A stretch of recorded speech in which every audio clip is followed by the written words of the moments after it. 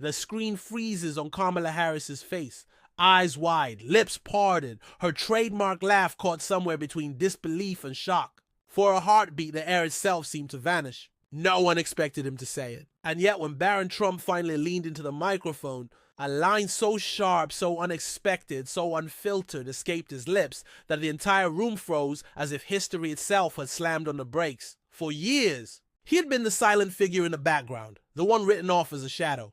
Too young, too quiet, too overshadowed. But in that instant, the world discovered that silence had not meant weakness. It had meant observation. It had meant patience. And when he finally spoke, the weight of that patience carried more power than the rehearsed sound bites of seasoned politicians. The cameras captured everything. The stunned audience, the flicker of unease on Harris's face, the slow ripple of gasps spreading across the hall. It wasn't just a statement. It was a rupture. A moment when authenticity cracked through the polished veneer of politics. And before anyone could fully grasp what had just unfolded, the moment had already begun its second life online. Clips raced across social media within minutes, hashtags multiplying like wildfire.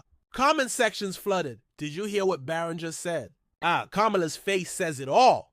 This is going to be replayed for years, because what he said wasn't just bold. It was viral fuel. A collision between youthful honesty and political arrogance that demanded to be replayed, dissected, memed, celebrated. The kind of moment that doesn't fade with the headlines, but burns itself into memory. And as millions hit play, one question echoed louder than all the noise. How could Barron Trump, the quiet son of a polarizing family, the young man so often underestimated, deliver a line that stunned one of the most powerful voices in American politics? The answer lies not just in the words themselves, but in the story behind them. Because this wasn't an accident. It was the collision of two worlds, two legacies, two very different understandings of power. To understand why this moment hit so hard and why it refuses to fade, we need to rewind. The confrontation unfolded in a setting built for spectacle, a nationally televised forum where every word was measured, every gesture magnified, every slip destined to live forever online. Kamala Harris thrived in environments like this. She was polished, practiced, and armed with a smile that doubled as a shield. Years of courtroom battles and Senate hearings had sharpened her tongue into a weapon. She knew how to dismiss, how to belittle, how to pivot with a single rehearsed line that left her opponent scrambling. Too many in the audience. Harris was the veteran gladiator of the stage, striding into the arena with confidence that bordered on arrogance. Her allies applauded her quick wit, her ability to slice through opponents with quips that sounded tailor-made for headlines. But to her critics, those same traits revealed something darker, a reliance on scripted comebacks. A habit of laughing off genuine challenges, a tendency to treat debates as performance rather than conversation. And on this night, her performance was in full swing. With practiced precision, she delivered her lines like arrows. When Barron Trump was introduced, she barely looked up, offering the faintest smirk, as though she already knew how this would play out. He was, after all, just a young man, untested, overshadowed, carrying the burden of a famous last name. To her, he was not an opponent, but a prop.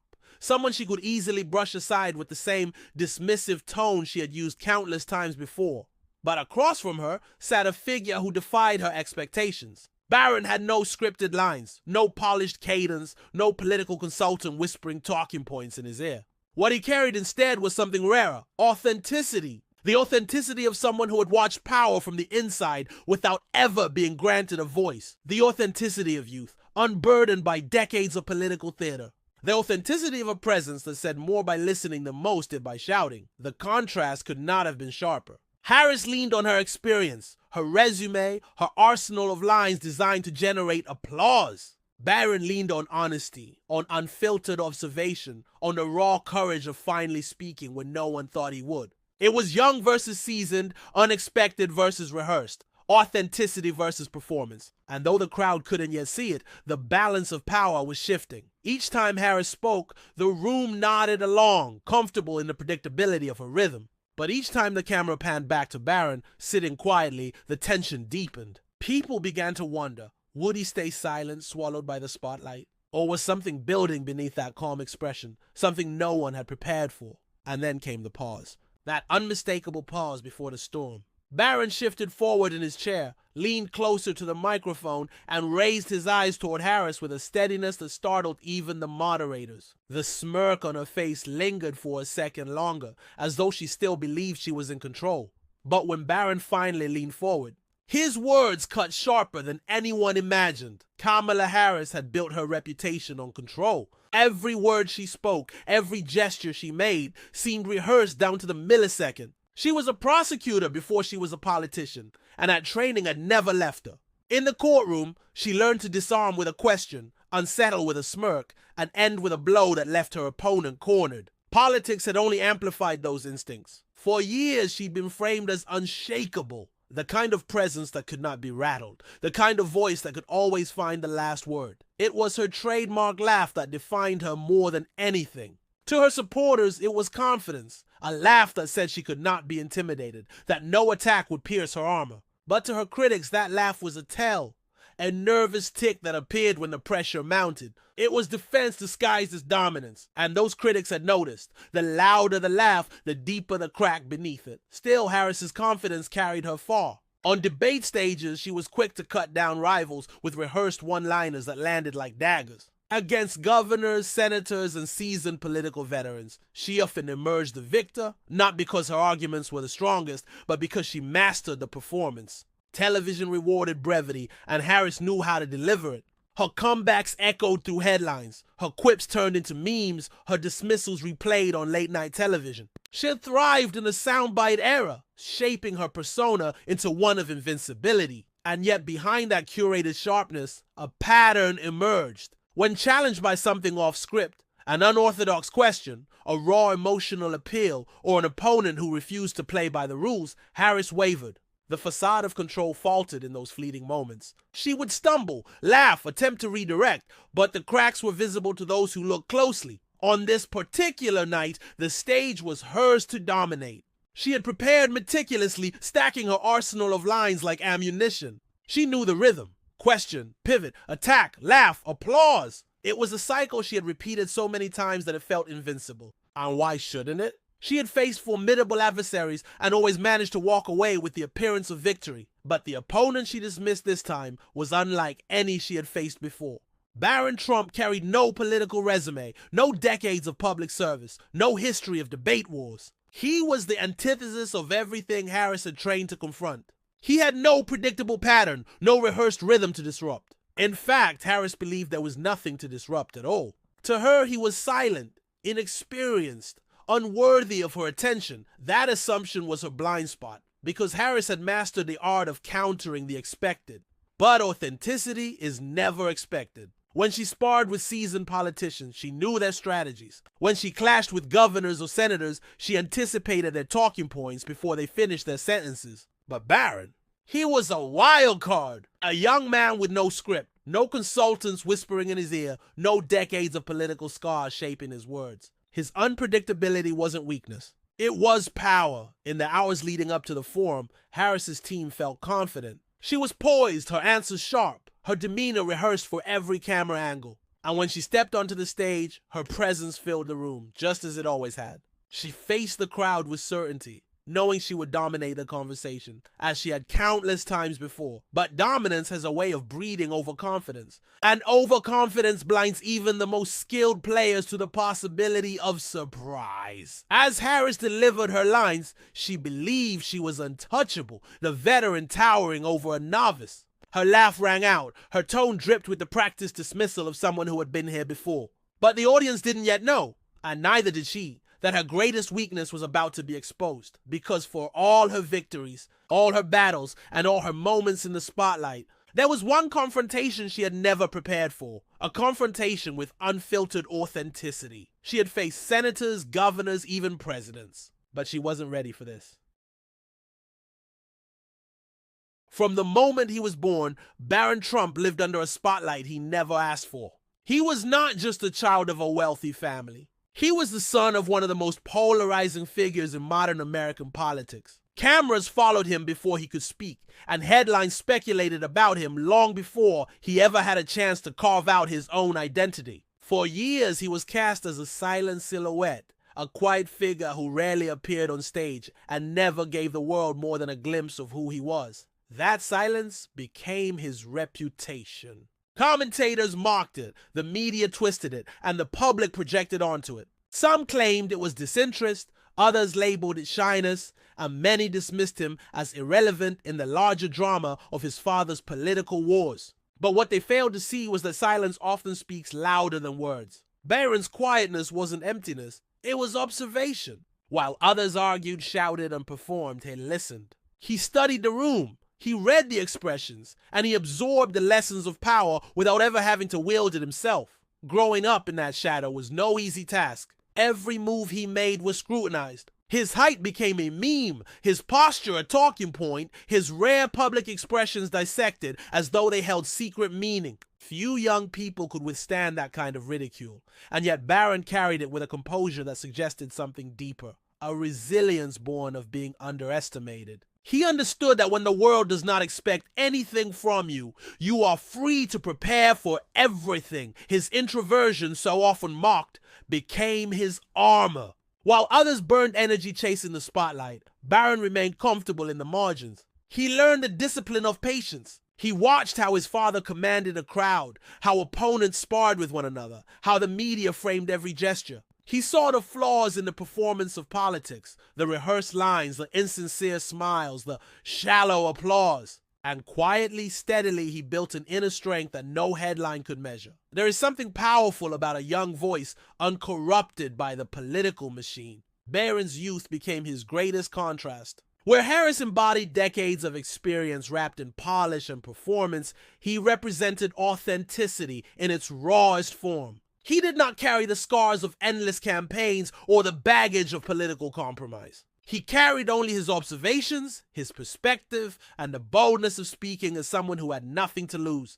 And that was precisely what made him dangerous. Harris and her allies had prepared for politicians, for rivals who thought like them, moved like them, fought like them. But they had not prepared for someone like Barron, a young man who entered the arena without the weight of expectation. Yet with the clarity of someone who had seen it all from the sidelines, the ridicule, in hindsight, only strengthened him. Every joke, every dismissal, every assumption that he was invisible planted a seed. Those who underestimated him gave him freedom to grow unnoticed. Those who mocked his silence gave him reason to listen more closely. And those who expected nothing set the stage for him to deliver everything in a single moment. When he finally sat across from Kamala Harris, his demeanor was deceptively simple. No dramatic gestures, no raised voice, no rehearsed charm, just composure. He sat in stillness as though he had been waiting for this exact moment, as though every second of silence before had been training for the words he was about to release. This was the paradox of Barron Trump. Underestimated precisely because he had not yet spoken. Powerful because the moment he chose to speak carried the weight of years of silence behind it. He was not the shadow of his father that night. He was not the punchline of memes or the subject of idle speculation. He was his own voice, unfiltered, authentic, and impossible to ignore. The world had mistaken quietness for weakness. They had mistaken patience for passivity. They had mistaken youth for irrelevance. But the truth was that Barron had been preparing all along. Not in the noisy ways of traditional politics, but in the calm of observation, the discipline of restraint, and the timing of a strategist who knows when to strike. And when his time finally came, Barron Trump didn't just speak, he shook the room. The debate opened exactly as many predicted, with Kamala Harris in full command of the room. She entered the conversation like a seasoned performer stepping onto a stage she had rehearsed 1,000 times. Her tone was sharp, her timing flawless, her retorts delivered with the kind of precision that left her supporters nodding and clapping on cue. When she landed a particularly stinging line, the audience broke into laughter, feeding her momentum. It looked at first like another one-sided battle. Harris, the veteran gladiator, dispatching yet another opponent with ease. She moved quickly from subject to subject. Her cadence designed to sound spontaneous, while clearly honed for applause. Every dismissive smile, every knowing glance, every calculated pause radiated confidence. The crowd leaned into her rhythm, and the cameras caught it all. The approving chuckles, the bursts of clapping, the murmurs of agreement. Harris was in her element, delivering lines that felt less like answers and more like weapons. Across from her sat Barron Trump, silent, calm, almost statuesque. While Harris darted from point to point with the speed of someone used to controlling the narrative, Barron remained steady, unflinching. His posture gave nothing away. His face betrayed no irritation, no fear. He listened. He absorbed. And in that listening, a different kind of tension began to form. The audience didn't know how to interpret his quiet. Some assumed it was weakness, proof that Harris had already rattled him. Others whispered that maybe he simply wasn't prepared, that the silence was evidence of his inexperience. After all, how could someone so young, so untested, possibly withstand the verbal fire of Kamala Harris? The expectation hung heavy in the air. Eventually he would fold. Eventually he would laugh nervously, or stammer, or retreat into silence. But Barron didn't fold. He didn't laugh. He didn't retreat. He let Harris command the stage, let her fire off her practice lines, let her revel in the applause she had orchestrated. And all the while, he sat with the patience of someone who knew that timing mattered more than volume. The moderators turned toward him more than once, inviting him to respond, only to find that he refused to be rushed. He didn't interrupt. He didn't attempt to match Harris's energy. He gave her the full stage, the full spotlight, as though daring her to exhaust every weapon in her arsenal. And slowly, almost imperceptibly, the dynamic began to shift. Harris's overconfidence grew with each applause line, her laughter louder, her tone sharper. But the more she leaned into her performance, the more noticeable Barron's calm became. Viewers watching at home began to sense it. The contrast between Harris's frenetic control and Barron's steady silence. It was a silence that unnerved. Silence that didn't signal weakness but preparation. Silence that said, I am waiting. By the time the moderator circled back to him again, the room itself seemed to hold his breath. Would he remain quiet? Would he finally crack under the pressure?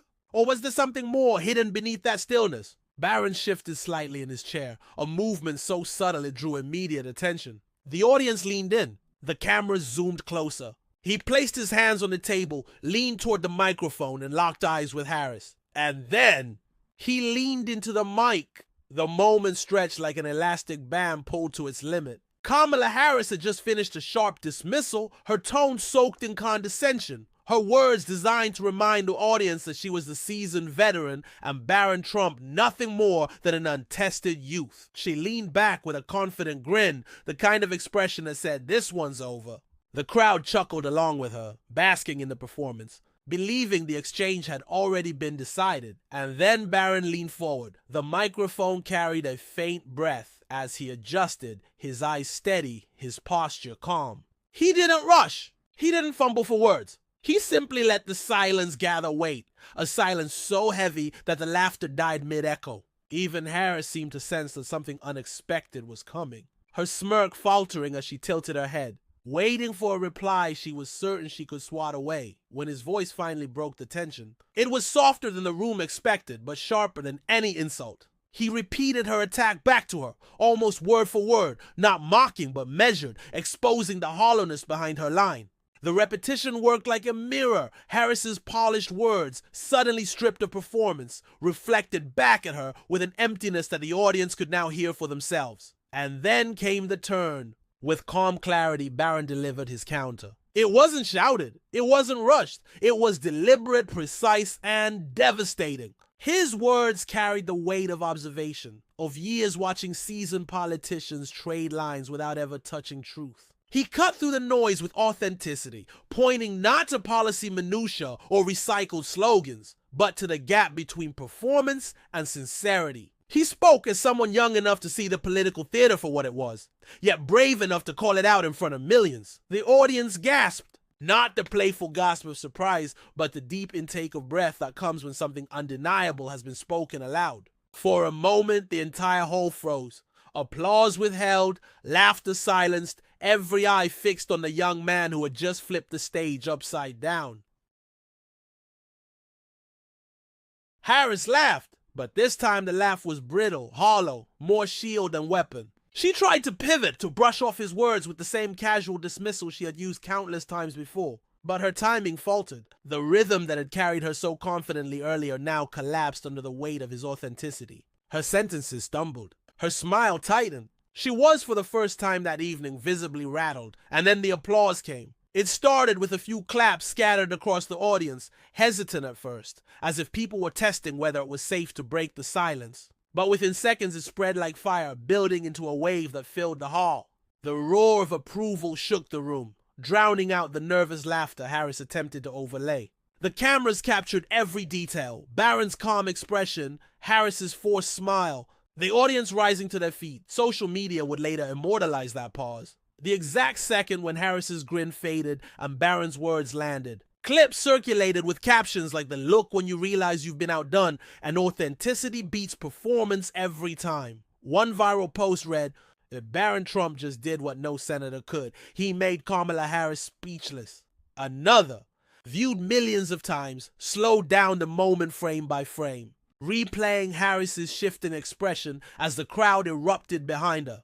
Commentators rushed to describe it. Some called it a generational clash, the untested youth versus a seasoned politician. Others framed it as authenticity versus artifice, truth versus theater. What united them all was the recognition that something remarkable had happened, a disruption so unexpected that even those predisposed to dismiss him could not deny the impact. The debate itself seemed to bend around that exchange. For the rest of the evening, every word Harris spoke carried the shadow of what had just happened. Her lines landed weaker, her confidence cracked, her timing off. Barron, by contrast, didn't need to say much more. The power of his statement echoed long after the words themselves, reverberating in every pause, every glance, every reaction shot captured by the cameras. What made the moment unforgettable was not simply the content of his words, but the contrast they embodied. Harris had wielded performance, polished, rehearsed, predictable. Barron had wielded authenticity, raw, unfiltered, unrehearsed. One sought to dominate with volume and confidence.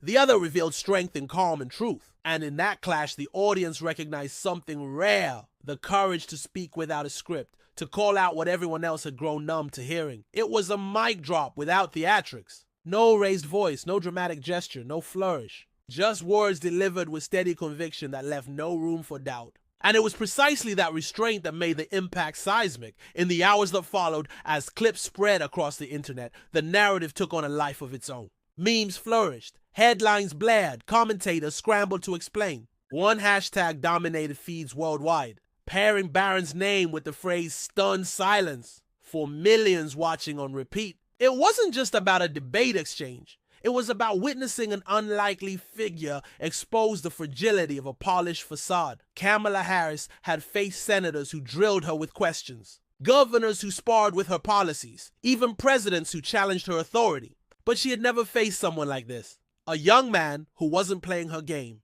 who didn't rely on experience or sound bites, who simply told the truth with the clarity of someone who had waited years to be heard. The applause that night eventually faded. The cameras shifted, and the debate continued, but nothing was the same. Harris's armor had cracked, Barron's voice had risen, and the audience had felt the weight of authenticity cutting through performance. And yet, as powerful as the moment was inside that room, its true force hadn't even begun to be felt, because the real explosion didn't happen under the stage lights, or in the applause that thundered across the hall.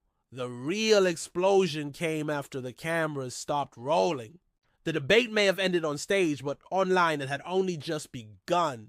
Within minutes of the exchange, social media detonated. Clips of Barron's calm, devastating reply ricocheted across platforms, each replayed with captions that magnified the drama. On TikTok, the freeze frame of Kamala Harris's stunned expression was set to dramatic music, garnering millions of views in under an hour. On Twitter, hashtags like "No Doge," "Barron mic drop," and "Kamala stunned" surged into the global trending list, outpacing entertainment headlines and even international news. Memes flourished at a dizzying speed. One image looped Barron's slow lean into the microphone with the caption, "When the quiet kid finally speaks."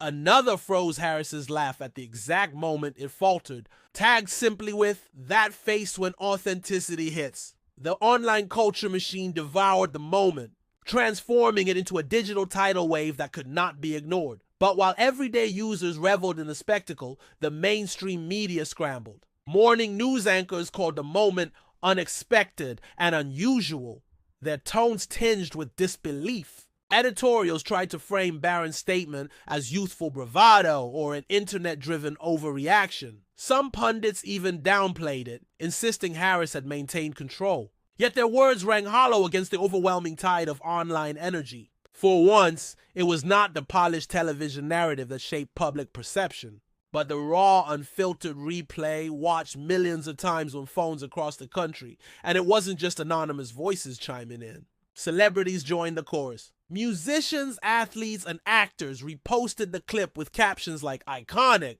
and "this is the moment." One late-night host joked, forget scripted debates, just let Barron Trump take the mic and watch politicians sweat. Influencers broke it down frame by frame, praising his composure, contrasting it against Harris's stumble, calling it the most human moment in politics all year.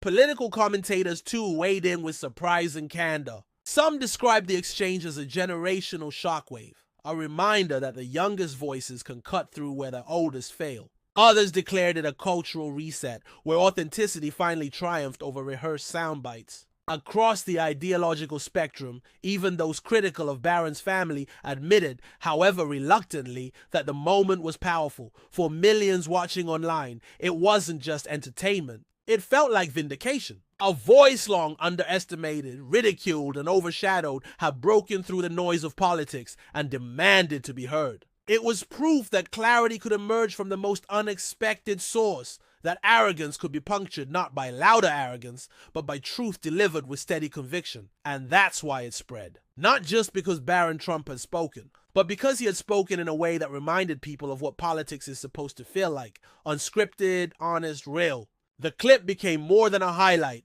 It became a symbol. A declaration that even the most polished stagecraft can crumble when faced with authenticity. Yet beneath the laughter, the memes, and the millions of views, something deeper was stirring. Because while the internet celebrated and the mainstream spun, the true meaning of that moment was still taking shape. It wasn't simply about Barron outmaneuvering Kamala Harris or one viral clip dominating a news cycle. It was about the fault line it revealed, the hunger it exposed, and a deeper truth that explained why this moment mattered so much. And to understand that truth, we have to step beyond the viral chaos. When the noise of the debate faded, when the lights dimmed and the applause quieted, one truth lingered louder than any soundbite. Dignity will always rise above arrogance. That night, Barron Trump's words weren't remembered because they were rehearsed or sharpened by consultants. They were remembered because they were real. In an arena defined by performance, he chose authenticity. And authenticity has a power arrogance cannot manufacture. For years, political stages have been dominated by practiced laughter, calculated smirks, and one-liners designed not to answer questions, but to draw headlines. Kamala Harris embodied that polished performance. The ability to dismiss opponents with a laugh, to glide past the substance with style. But what Barron brought to the stage wasn't style, it was substance. It wasn't the polish of experience, but the raw conviction of youth. And in that contrast, something profound became clear. Performance may win the room, but authenticity wins the heart. His statement became more than a clapback, more than a viral clip. It became a symbol of generational change, a reminder that the next wave of voices will not be bound by the scripts of the past. For every young person told to stay quiet, every underestimated figure dismissed before they could speak, his moment stood as proof that silence does not equal weakness. Sometimes silence is patience. Sometimes silence is strength gathering itself. And when that strength finally speaks, it shakes the room. The emotional resonance was undeniable. Viewers weren't just applauding a political jab. They were witnessing the courage it takes to stand in the face of dismissiveness and still speak truth. They were reminded that dignity doesn't need theatrics. It doesn't need to shout. Dignity speaks once clearly and leaves the rest of the world stunned. And perhaps that's why people kept replaying the clip, not just for entertainment but for validation. Because in Barron's calm defiance they saw themselves, the times they were underestimated, the moments their voices were dismissed. His statement became their echo, a reminder that truth spoken with courage has the power to silence even the loudest noise. Sometimes the most powerful voices are the ones no one saw coming. And on that night, Barron Trump didn't just speak. He reminded America and the world that authenticity, courage, and dignity will always outlast performance, arrogance, and noise. But if the resolution gave the story its moral weight, it was the final act that gave it its lasting legacy. Because long after the debate ended, long after the internet calmed, the question remained, what does this moment mean for all of us watching? And that answer takes us into the final chapter. And so the story comes full circle. What began as a quiet figure on stage ended with a viral explosion that left Kamala Harris rattled and the nation buzzing. Barron Trump stunned her not with bluster, not with arrogance, but with a single moment of unshakable authenticity. Her reaction went viral because it revealed the truth. Performance can entertain, but authenticity can transform. That night, the contrast could not have been clearer. On one side stood the polished veteran, armed with one-liners and scripted confidence. On the other sat the underestimated figure, carrying no rehearsed zingers, only the courage to speak plainly. And in the end, it was the quiet voice of dignity that silenced the roar of arrogance. This is why the moment mattered. It wasn't just about politics. It was about the eternal conflict between truth and noise, between realness and showmanship. And in that conflict, the world saw something unforgettable, the victory of sincerity over spectacle. Now it's your turn. If you believe dignity must always triumph over arrogance, share this story. Let it remind others that authenticity still has power in a world drowning in noise. And if you want to be part of a community where truth always defeats performance, where courage always rises above mockery, subscribe and join us. Together, we amplify the voices that refuse to be silenced. Because the stage may have quieted that night, but the echo of Barron Trump's words still resounds across America.